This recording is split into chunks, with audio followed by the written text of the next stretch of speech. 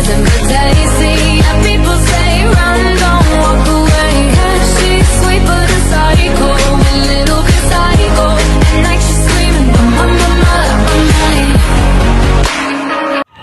Assalamualaikum warahmatullahi wabarakatuh.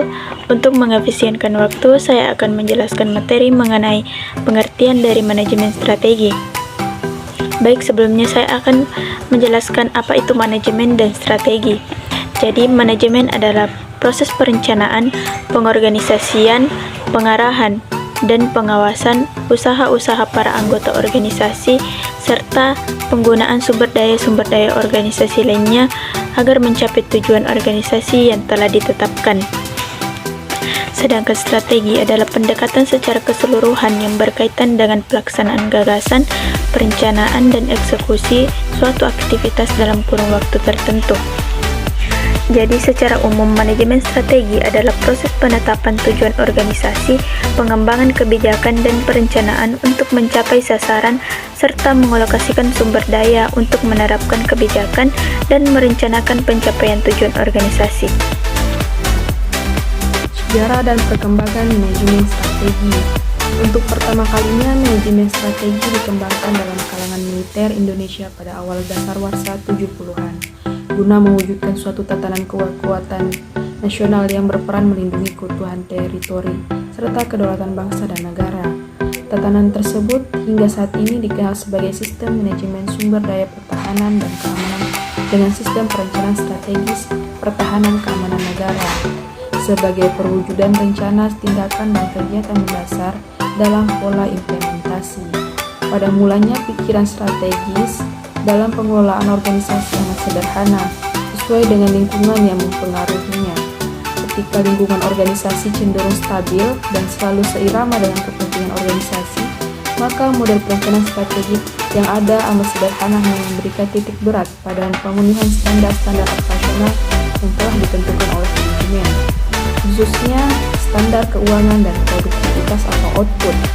Perhatian manajemen tidak hanya terfokus pada manajemen keuangan, tapi tampaknya harus lebih diarahkan pada manajemen produksi untuk mengembangkan atau kemampuan dan kekuatan pemasaran atau sosialisasi dan jasa pelayanan atau publik, khususnya dalam perumusan dan eksekusi strategis yang bersaing yang kompetitif.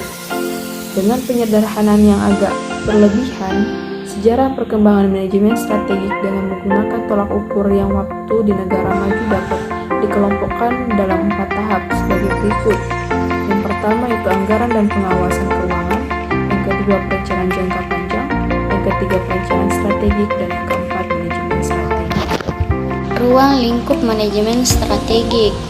Yang pertama, manajemen strategik diwujudkan dalam bentuk perencanaan berskala besar, mencakup seluruh komponen di lingkungan sebuah organisasi yang dituangkan dalam bentuk rencana strategis yang dijabarkan menjadi perencanaan operasional yang kemudian dijabarkan menjadi pula dalam bentuk program kerja dan proyek tahunan.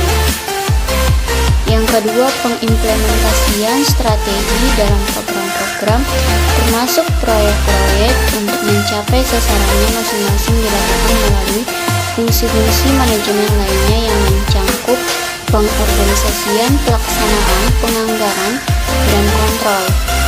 Yang ketiga, rencana strategi dijabarkan menjadi rencana operasional yang antara lain berisi program-program operasional termasuk proyek-proyek dengan sasaran jangka sedang masing-masing juga sebagai keputusan manajemen puncak. Hierarki strategik ada 2 kategori utama dalam organisasi bisnis, yaitu 1. Organisasi bisnis yang hanya terlibat dalam satu bidang usaha, seperti strategi pada tingkat korporasi atau manajemen pusat. Yang kedua, strategi yang sifatnya fungsional seperti manajemen produksi, pemasaran, dan keuangan. Yang kedua itu organisasi yang terlibat dalam beberapa atau berbagai bidang usaha seperti korporasi, strategi bidang usaha bisnis, dan fungsional. Baik, kesimpulan dari materi kita hari ini adalah manajemen strategi adalah proses penetapan tujuan organisasi, pengembangan kebijakan dan perencanaan untuk mencapai sasaran, serta mengalokasikan sumber daya untuk menetapkan kebijakan dan merencanakan pencapaian tujuan organisasi. Baik, sekian materi dari kelompok 1, kurang dan lebihnya mohon dimaafkan. Wassalamualaikum warahmatullahi wabarakatuh.